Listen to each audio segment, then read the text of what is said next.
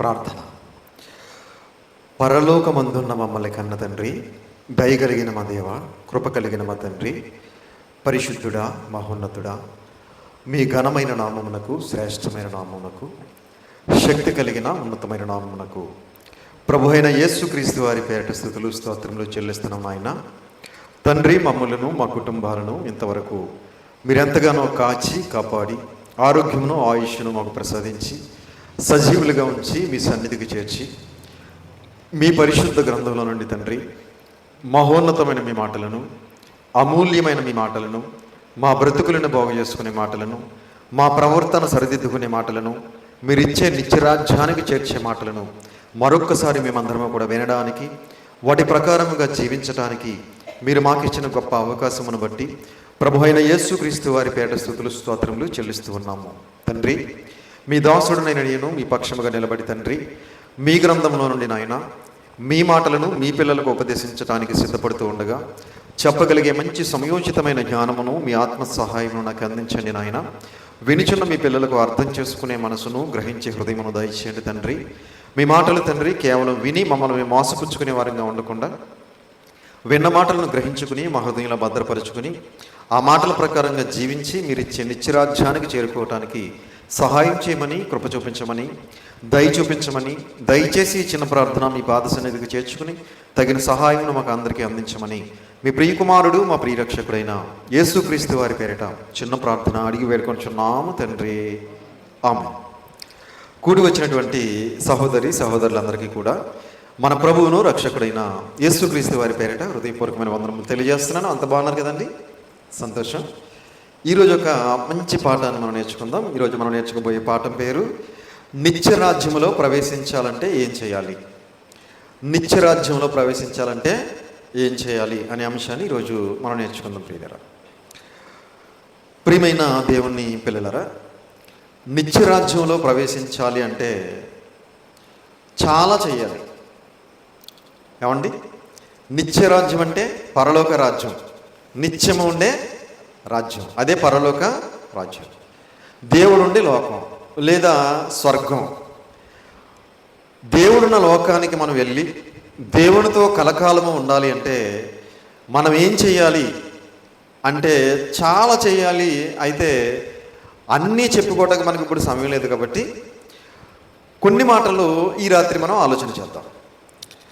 అపోస్తులలో అగ్రగణ్యుడిగా ఉన్నటువంటి పేతురు గారు చెప్పినటువంటి మాటలు మనం ఈ సమయంలో చూడగలిగితే, పేతురు గారు రాసినటువంటి 2వ పత్రిక 1వ అధ్యాయము, పేతురు గారు రాసినటువంటి 2వ పత్రిక 1వ అధ్యాయము 5వ వచనం నుంచి జాగ్రత్తగా చూడండి పిల్లలు.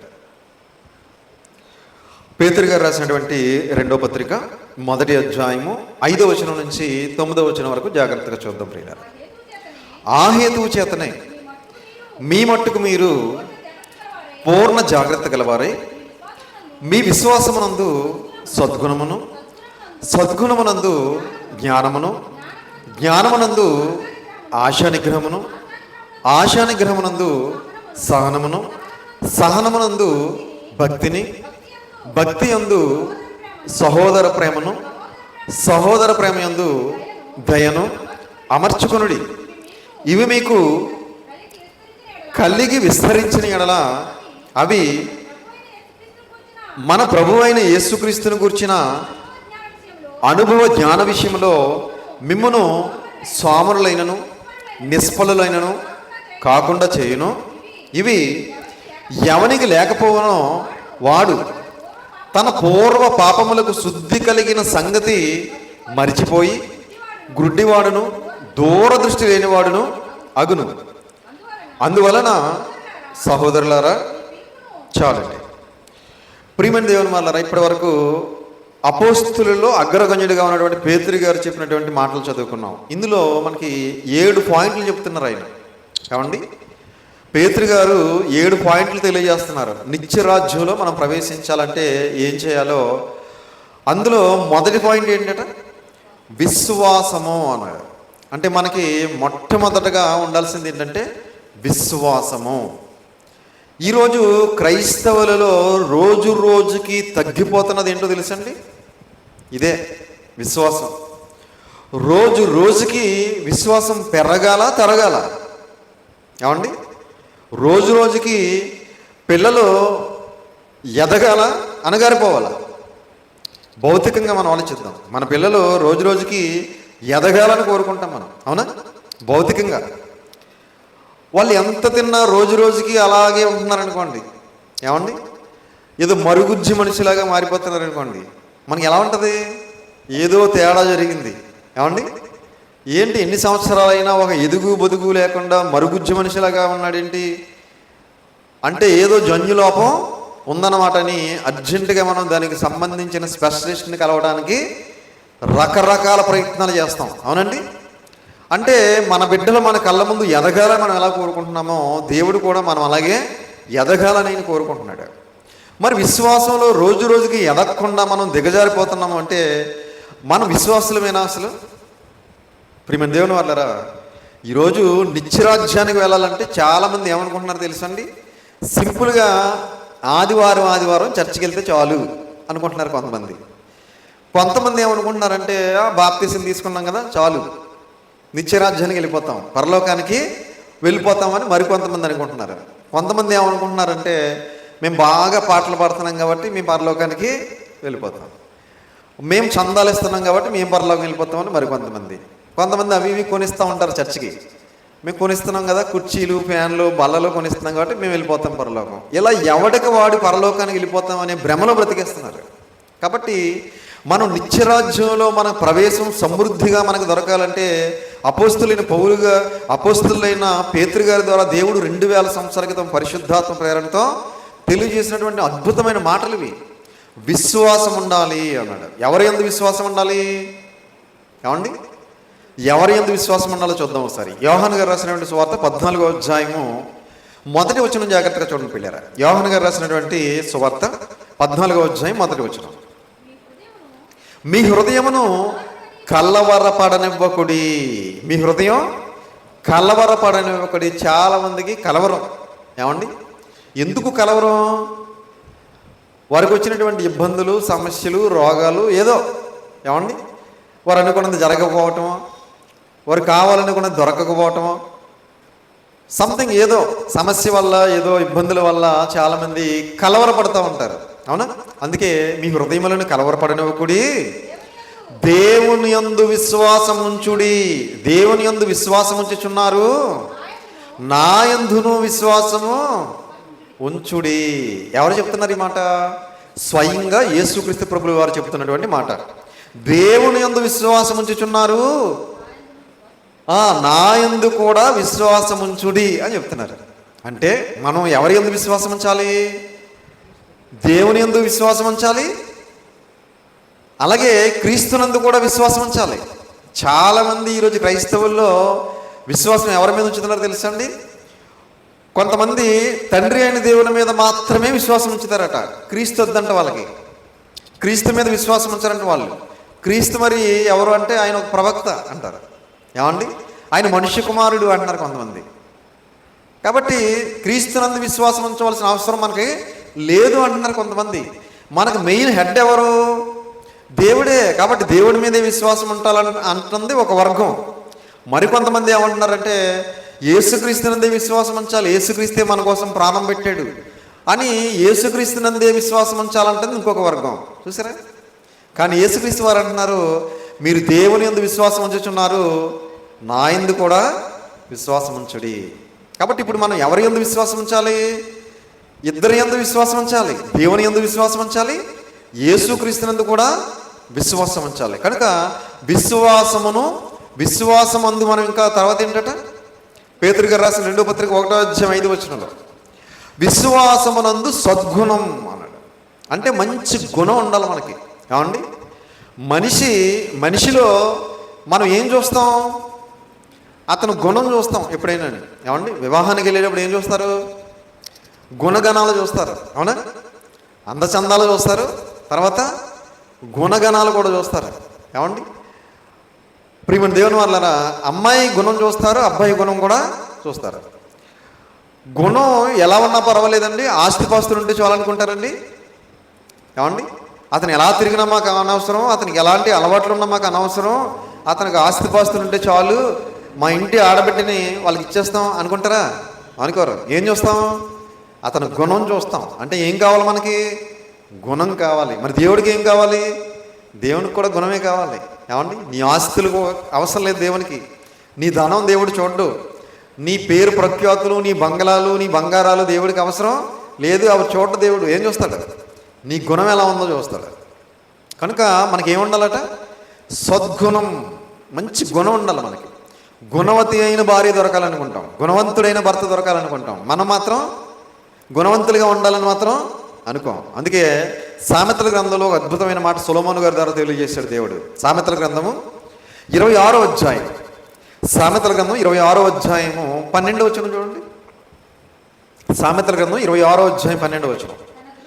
తన దృష్టికి జ్ఞానిని అనుకొను వానిని చూచితివా, వానిని గుణపరచుట కంటే మూర్ఖుని గుణపరచుట సులువు. తీసారమ్మా? 26:12. తన దృష్టికి తాను జ్ఞానిని అనుకుని వానిని చూచితివా అంటున్నాడు. చాలామంది ఏమనుకుంటారు? తన దృష్టికి తాను ఏమండి నేను తెంగరోడిని అనుకుంటారండి. ఆ రోజులు పోయాయి. ఏమండి నేను ఎర్రబోగలు దాన్ని, నేను ఎర్రోడిని అనుకునేవారు ఇది వరకు. నాకేం తెలియదు, ఏమండి నాకేం చేత కాదు అనుకునేవారు ఇది వరకు. కానీ ఇప్పుడు అలా అనుకుంటున్నారు ఎవరైనా? లేదు. ఇప్పుడు ఎవరికి వాళ్ళు నేను పెద్ద జ్ఞానిని అనుకుంటున్నారు. నాకు అన్నీ తెలుసు, అవునా, నాకెవరో ఏమీ చెప్పక్కర్లేదు అనుకుంటున్నారు. అందుకే దేవుడు అంటున్నాడు, నేను జ్ఞానిని అనుకుని వానిని చూచితివా, వానిని గుణపరచుట కంటే మూర్ఖుని గుణపరచుట సులువు. ప్రియమైన దేవుని వాళ్ళరా, మనం ఎప్పుడు కూడా నేను జ్ఞానిని అనుకోకూడదు. ఏమండి? నేను నేర్చుకోవాల్సింది చాలా ఉంది, తెలుసుకోవాల్సింది చాలా ఉంది అనుకోవాలి. ఏమండి? ఎప్పుడు కూడా నేను జ్ఞానవంతుణ్ణి, జ్ఞానవంతురాలని ఎప్పుడు కూడా అనుకోకూడదు. అందుకే అంటున్నాడు, అలాంటి వాడిని గుణపరచుట కంటే మూర్ఖుని గుణపరచుట సులువు అన్నాడు. కాబట్టి గుణం అనేది చాలా ప్రాముఖ్యమైనది. అది దేవుడు మొట్టమొదటిగా చూసేది. మన గుణగణాలు చూస్తాడు దేవుడు. కాబట్టి మన గుణం బాగుందనుకోండి, దేవుడు మనల్ని ఘనంగా వాడుకుంటాడు.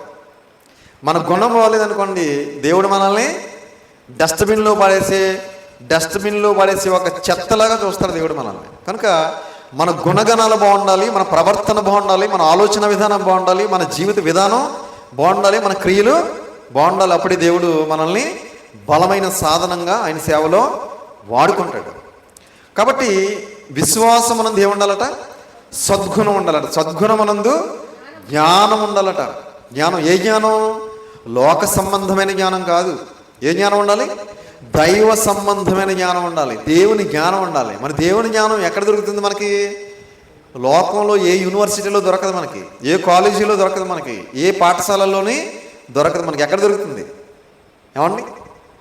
ఎక్కడ దొరుకుతుందంటే దైవ గ్రంథంలో దొరుకుతుంది, క్రీస్తు దగ్గర దొరుకుతుంది. అందుకే కొలసీ పత్రిక 2వ అధ్యాయంలో, కొలసీ పత్రిక 2వ అధ్యాయం 3వ వచనం చూడండి. కొలసీలకు రాసిన పత్రిక 2వ అధ్యాయం 3వ వచనం. బుద్ధి జ్ఞానముల సర్వసంపదలు ఆయన యందే గుప్తములై ఉన్నవి. బుద్ధి జ్ఞానముల సర్వసంపదలు ఆయన యందే గుప్తములై ఉన్నవి. ఎవరి యందు? దేవుని యందు. ఏమండి? నీకు బుద్ధి కావాలన్నా దేవుని దగ్గరికి రావాలి, నీకు జ్ఞానం కావాలన్నా దేవుని దగ్గరికి రావాలి, సర్వ సంపదలు కావాలన్నా ఆయన ఇస్తేనే వస్తాయి. ఏమండి? ప్రియమైన దేవుని వాళ్ళారా, కనుక బుద్ధి జ్ఞాన సర్వ సంపదలు ఎవరి యందు గుప్తములై ఉన్నాయి? ఆయన యందే, అంటే దేవుని యందు గుప్తములై ఉన్నాయి. కాబట్టి మనకు జ్ఞానం కావాలంటే దేవుని దగ్గరికి రావాలి, దైవ గ్రంథాన్ని చదవాలి, దేవుని అడగాలి. దైవ గ్రంథాన్ని చదవరు, దేవుని అడగరు, కానీ జ్ఞానం కావాలనుకుంటారు. ఎలా వస్తుంది? ఏమండి? మీలో ఎవరికైనా జ్ఞానము కొద్దిగా ఉన్నాడలా అతడు ఎవరిని అడగాలని బైబిల్ గ్రంథంలో ఎన్నోసార్లు చదువుకున్నాం మనం. యాకోబు రాసిన పత్రిక 1వ అధ్యాయం చూడండి. యాకోబు గారు రాసిన పత్రిక 1వ అధ్యాయం 5వ వచనం అనుకుంటాను. యాకోబు గారు రాసిన పత్రిక 1వ అధ్యాయం 5వ వచనం. మీలో ఎవరికైనాను జ్ఞానము కొద్దిగా ఉన్నాడలా అతడు దేవుని అడగవలెను, అప్పుడది అతనికి అనుగ్రహింపబడును. మీలో ఎవరికైనా జ్ఞానము కొదువుగా ఉన్నాయడలా ఎవరిని అడగాలి? దేవుని అడగాలి. అడిగితే ఇస్తానన్నాడా, ఇవ్వనంటున్నాడా? అప్పుడు అది అతనికి అనుగ్రహింపబడును. జ్ఞానం తప్ప అన్నీ అడుగుతాం మనం. ఏమండి? లోక సంబంధమైనవన్నీ అడుగుతూ ఉంటాం, కానీ తండ్రి నాకు జ్ఞానం కావాలి నాయన అని అడుగుతామండి? అడగం. కాబట్టి జ్ఞానం అడగాలి. విశ్వాసం ఉండాలన్నాడు, విశ్వాసమునందు సద్గుణం ఉండాలన్నాడు, సద్గుణమునందు జ్ఞానం ఉండాలన్నాడు, జ్ఞానమునందు ఆశా నిగ్రహం. మనిషి ఆశలకు అంతు లేదండి. చూసిందల్లా కావాలి మనిషికి. ఏమండి, మనిషి చూసిందల్లా కోరుకుంటాడు, చూసిందల్లా కావాలనుకుంటాడు, చూసిందల్లా కూడగట్టాలనుకుంటాడు, సంపాదించాలనుకుంటాడు, అనుభవించాలని అనుకుంటాడు. అందుకే ఈరోజు మనిషి జీవితం ఎలా మారిపోయిందంటే, మనిషి జీవితం పతనం అయిపోవడానికి కారణం ఏంటంటే ఆశా నిగ్రహం అనేది లేకపోవడం వలన. ఏమండి, నిగ్రహించుకునే శక్తి మనిషికి లేకపోవడం వల్ల మనుషుల జీవితాలు ఏమైపోతున్నాయి, పాడైపోతున్నాయి. ఏమండి, చూసిందల్లా కావాలనుకోవటం వల్ల, చూసిందల్లా అనుభవించాలనుకోవటం వల్ల మనిషి జీవితం నాశనం అయిపోతుంది. అందుకే మనిషిలో దేవుడు ఏం పెట్టాడంటే ఆశా నిగ్రహాన్ని కూడా పెట్టాడా లేదా చూద్దాం ఒకసారి. తిమోతికి రాసినటువంటి 2వ పత్రిక 1వ అధ్యాయం. తిమోతి గారికి రాసిన 2వ పత్రిక 1వ అధ్యాయము 7వ వచనం జాగ్రత్తగా చూడండి పిల్లరా. తిమోతి గారికి రాసినటువంటి 2వ పత్రిక 1వ అధ్యాయము 7వ వచనం. దేవుడు మనకు శక్తియు ప్రేమయు ఇంద్రియ నిగ్రహమును గల ఆత్మనే ఇచ్చిన గాని పిరికితనము గల ఆత్మను ఇయ్యలేదు. తిమోతి గారు రాసినటువంటి 2వ పత్రిక 1వ అధ్యాయం 7వ వచనం. దేవుడు మనకు శక్తిని ఇచ్చాడట. దేవుడు ఏమిచ్చాడు? శక్తిని ఇచ్చాడు. అలాగే ప్రేమ ఇచ్చాడు. ఎదుటి వ్యక్తిని ప్రేమించే ప్రేమనిచ్చాడు.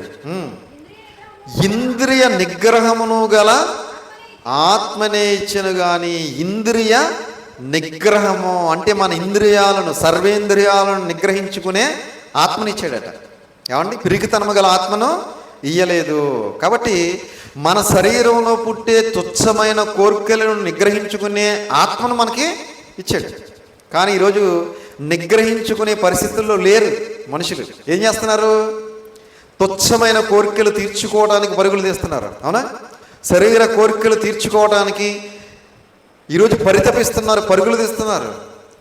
జీవితాలన్నీ కూడా పాడు చేసుకుంటున్నారు, జీవితాలన్నీ కూడా సర్వనాశనం చేసుకుంటున్నారు. ఎందుకంటే నిగ్రహించుకోవట్లేదు.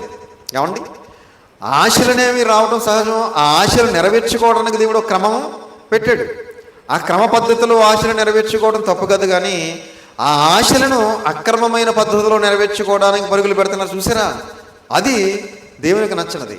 కనుక ఈరోజు నిగ్రహించుకోవడానికి బదులు కోరికలు నెరవేర్చుకోవడానికి అడ్డదారుల్లో వెళ్తున్నారు, అక్రమ సంబంధాలు పెట్టుకుంటున్నారు. అందుకే ఆశా నిగ్రహం ఉండాలన్నాడు. ఏముండాలి మనకి? ఆశలు రావడం సహజం. ఆశలన్నీ నెరవేర్చుకోవడానికి ఒక క్రమం పెట్టాడు దేవుడు.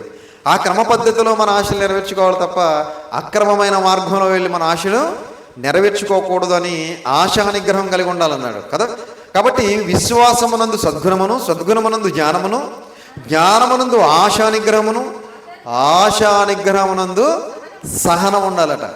సహనం ఉందా మరి? ఈరోజు సహనం అస్సలు లేదు. ఏమండి, ఓర్పు అస్సలు లేదు. ప్రతి చిన్నదానికి కోప్పడిపోవడమే, ప్రతి చిన్నదానికి ఆత్మహత్యలు చేసుకోవడమే, ప్రతి చిన్నదానికి చంపేసుకోవడమే. ఈరోజు సమాజం ఎలా ఉందో చూడండి. చిన్న చిన్న కారణాలుగా చచ్చిపోతున్నారు. సహనం లేదా? లేదు. మొన్న రీసెంట్గా ఒక ఆవిడ భార్య భర్తలకి ఏదో చిన్న సమస్య వచ్చింది. అది అసలు చచ్చిపోవాల్సినంత అవసరం కూడా లేదు దానికి. ఆవిడ స్కూటీ వేసుకుని వెళ్ళి పాసలిపూడి బ్రిడ్జి మీద దూకి చచ్చిపోయింది. ఏమండి, ఆవిడ క్రిస్టియన్ పైగా. ఏమండి, చర్చికి ఎందుకు రాలేదు అని భర్తతో గొడవ పడిందంట.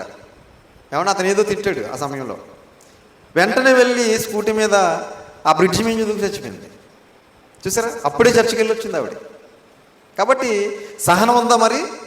సహనం లేదు. చిన్న చిన్న కారణాలు చచ్చిపోతున్నారు, చిన్న చిన్న కారణాలకు చంపేస్తున్నారు కూడా ప్రియమైన దేవుని వాళ్ళరా. కాబట్టి మనకి ఏముండాలి? సహనం ఉండాలి. యోబు గారికి ఎంత సహనం ఉందో చూస్తారో ఒకసారి. యోబు గారికి యాకోబు గారు రాసిన పత్రిక 5వ అధ్యాయం, యాకోబు గారు రాసిన పత్రిక 5వ అధ్యాయము 11వ వచనం చూడండి. యాకోబు గారు రాసిన పత్రిక 5వ అధ్యాయము 11వ వచనం. సహించిన వారిని ధన్యులను కొనుచున్నాము కదా, మీరు యోబు యొక్క సహనమును గూర్చి వింటిరి. ఆయన ఎంతో జాలియు కనికరమును గలవాడని మీరు తెలుసుకుని ఉన్నారు. తీసారమ్మా 5:11 యాకోబు రాసిన పత్రిక. మరలా సహించిన వారిని ధన్యులని అనుకొనుచున్నాము కదా, మీరు యోబు యొక్క సహనమును గూర్చి వింటిరి. యోబు గారి యొక్క సహనం గురించి విన్నామా? మనం విన్నామా? చదివాము విన్నాము, కానీ మనకు మాత్రం సహనం ఉండదు. యోబు గారు ఎంత సహించుకున్నాడండి. ఒకే రోజు 10 మంది సంతానం చనిపోయారు. అవునా? సహించుకున్నాడు. దేవుణ్ణి కానీ ఎవరిని కూడా చిన్న మాట కూడా అనలేదు. ఈలోపు అరికాలు మొదలుకొని నడినెత్తి వరకు ఆయనకు భయంకరమైన కురుపులు, ఏమండి, బాధగల కురుపులు. సహించుకున్నాడు. ఒక పక్కన భార్య వచ్చి ఇంకా యథార్థత, భక్తి, భయము, దేవుడు అంటున్నావేంటి, దేవుణ్ణి బండబూతులు తిట్టేసి చచ్చిపో అంటుంది ఆవిడ. సహించుకున్నాడు. అప్పుడు కూడా సహించుకున్నాడు. ఎంత సహనం చూసారా? తర్వాత మళ్ళీ ఎవరు వచ్చారు? స్నేహితులు వచ్చి ముందు ఓదార్చి తర్వాత వాళ్ళు కూడా మానసికంగా ఆయన్ని హింసించారు. అప్పుడు కూడా సహించుకున్నాడు. కాబట్టి యోబు గారికి ఉన్నటువంటి సహనం ఈరోజు క్రైస్తవుల్లో ఎవరికైనా ఉందా? యోబు గారికి వచ్చినటువంటి కష్టాలు మనకు వచ్చాయండి. ఏమండి, యోబు గారికి వచ్చిన కష్టాల్లో పావంతు కూడా రాలేదు మనకి. అయినా కానీ మనకేం లేదు, సహనం లేదు. ఉత్తరాన్నే కోపం, ఏమండి, ఉత్తరాన్నే చిరాకు, మనకి ఉత్తరాన్నే ఫైర్ అయిపోతుంటారు మన వాళ్ళు. కాబట్టి ప్రియమైన దేవుని వాళ్ళారా, అంటే ఏం లేదు, సహనం లేదు. కాబట్టి మనకి ఏం ఉండాలంటున్నాడు దేవుడు? సహనం ఉండాలి. విశ్వాసమునందు సద్గుణమును, సద్గుణమునందు జ్ఞానమును, జ్ఞానమునందు ఆశానిగ్రహమును, ఆశానిగ్రహమునందు సహనమును, సహనమునందు భక్తి. ఉందండి ఈరోజు భక్తి ఉందా క్రైస్తవులకి? ఉన్న భక్తి కాస్త రోజుకి ఏమైపోతుంది? తగ్గిపోతుంది. ప్రియమైన దేవుని వాళ్ళారా, రోజు రోజుకి భక్తి పెరగాల తగ్గాల? ఏమండి, రోజు రోజుకి భక్తి పెరగాలి, కానీ రోజు రోజుకి భక్తి తగ్గిపోతుంది. ప్రియమైన దేవుని వాళ్ళారా, కనుక భక్తిలో బలవంతులుగా ఉండాలని దేవుడు కోరుకుంటుంటే భక్తిలో బలహీనులుగా మారిపోతున్నారు ఈరోజు క్రైస్తవులందరూ కూడా. ఎందుకు? కేవలం దేవుని మాటలకు చోటు తమ హృదయంలో ఇవ్వకపోవటం వలన, దేవునికి ప్రథమ స్థానం ఇవ్వకపోవటం వలన, దేవునికి ప్రాముఖ్యత ఇవ్వకపోవటం వలన. దేవునికి మన జీవితంలో ప్రథమ స్థానం ఇస్తే మనకు భక్తి ఎలా ఉంటుందండి? చాలా అద్భుతంగా ఉంటుంది. దేవునికి మన జీవితంలో ప్రాముఖ్యత ఇచ్చామనుకోండి, ప్రాధాన్యత ఇచ్చామనుకోండి, భక్తిలో మనం బలవంతులుగా ఉంటాం తప్ప బలహీనులుగా ఉండం. కానీ ఈరోజు క్రైస్తవుల్లో ఉన్నటువంటి భక్తి చూస్తుంటే అరకొరగానే కనిపిస్తుంది.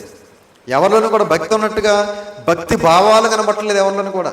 ఏమండి, కనుక మనలో దేవుడు ఏముండాలని కోరుకుంటున్నాడు? భక్తి ఉండాలట. అపోస్తులు కూడా భక్తి చూస్తారా? తెస్సలోనికీయులకు రాసిన మొదటి పత్రిక 2వ అధ్యాయం, తెస్సలోనికీయులకు రాసిన మొదటి పత్రిక 2వ అధ్యాయం 10వ వచనం చూడండి. తెస్సలోనికీయులకు రాసిన మొదటి పత్రిక 2వ అధ్యాయం 10వ వచనం. అపోస్తులకు ఉన్న భక్తి గురించి మనం చూడగలిగితే 2:10, మేము విశ్వాసులైన మీ ఎదుట ఎంత భక్తిగాను, నీతిగాను, అనించముగాను ప్రవర్తించుతామో దానికి మీరు సాక్షులు, దేవుడును సాక్షి. అపోస్తులు ఎంత భక్తిగా బ్రతికారో తెలియజేస్తున్నటువంటి అద్భుతమైన మాట తీసారా? 2:10 మొదటి తెస్స. మేము విశ్వాసులైన మీ ఎదుట ఎంత భక్తిగానో, మేము ఎంత భక్తిగా బ్రతికామో మీ అందరికీ తెలుసు అంటున్నారు. ఏమండి, మేము భక్తిహీనులుగా బ్రతకలేదు అంటున్నారు అపోస్తులు. ఎలా బ్రతికారట? ఎంతో భక్తిగా బ్రతికాం మేము. భక్తిగాను, నీతిగా బ్రతికారట, అన్నించముగా బ్రతికారట.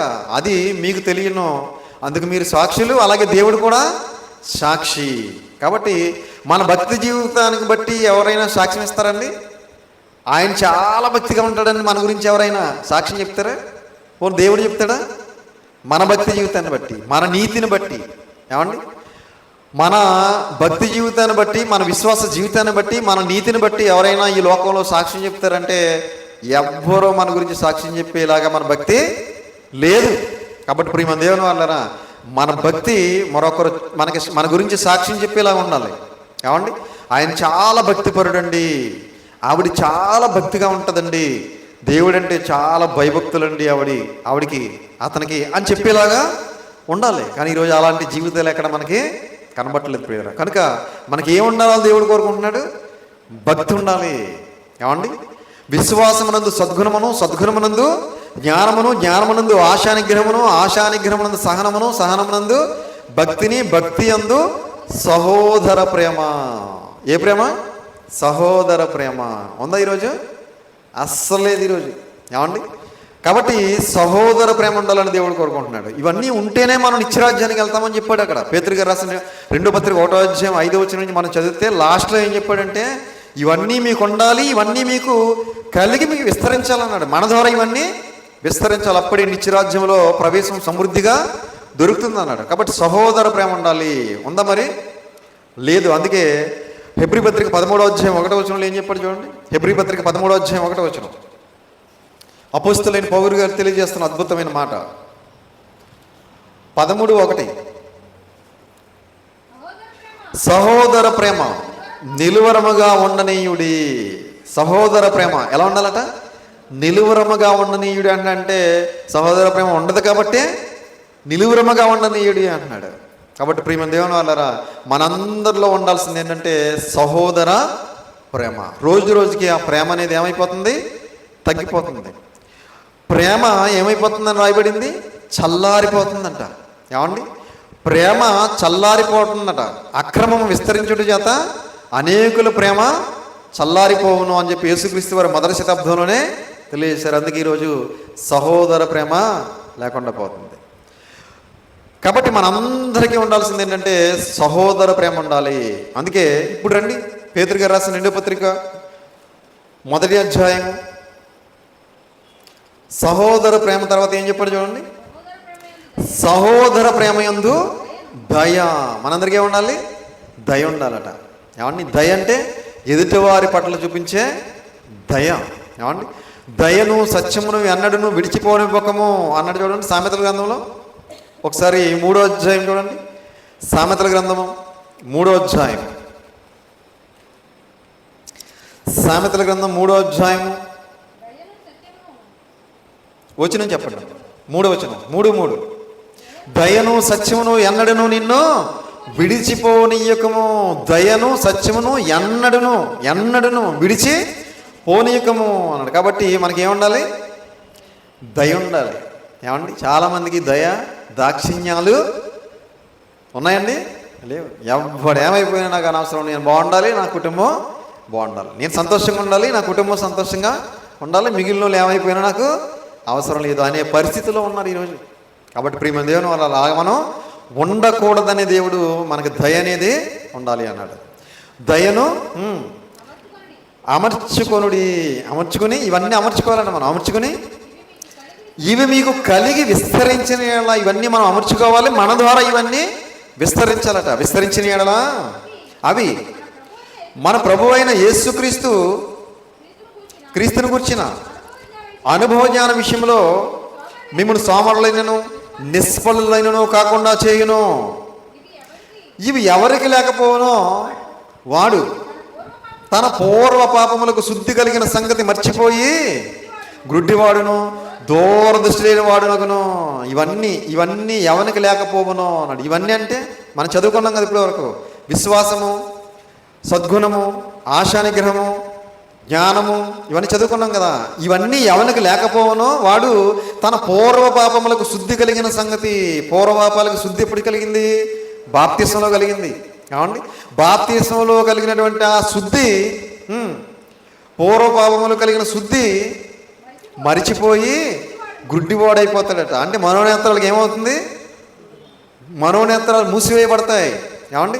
ఈ యుగ సంబంధమైన దేవత ఏం చేస్తుందంటే అవిశ్వాసులుగా మార్చేసి మనందరి మనోనేత్రాలు మూసేస్తుంది అనమాట. కాబట్టి గుడ్డివాడును దూరదృష్టి అంటే పరలోకం వెళ్ళాలనే ఆలోచన ఇంకా ఉండదు, భవిష్యత్తు జ్ఞానం ఉండదు, దూరదృష్టి లేని వాడుగును. అందువలన సహోదరులారా, మీ పిలుపును ఏర్పాటును నిశ్చయము చేసుకున్నట్టుకు మరీ జాగ్రత్త పడి మీరిట్టి క్రియలు చేయువారైతే ఎప్పుడునూ తొట్టిల్లరు. మీరు ఈ క్రియలు చేస్తే మీరు ఎప్పుడు కూడా పడిపోరు.